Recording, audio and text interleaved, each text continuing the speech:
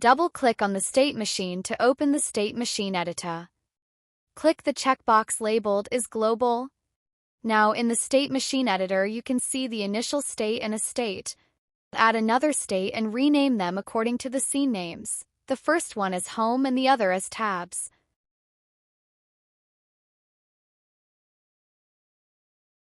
Next, add a transition from the Home state to the Tab state.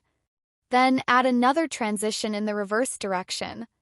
Now add on entry and on exit behaviors to the Home state. For that, first click on Home state, then click on the Entry Plus button, select the action to transition request, set the request type to activate, and set the identifier to Scene Home. Then click on Exit Plus button, select action to transition request. Set the request type to deactivate and set the identifier to Scene Home.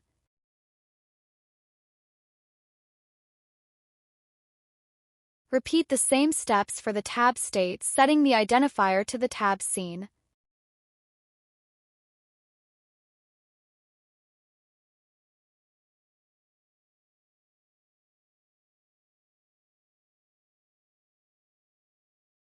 Next, click on the transition.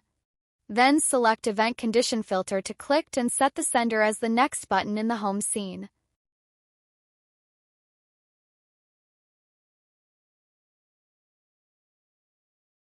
For the other transition, set the sender as the previous button in the Tab scene.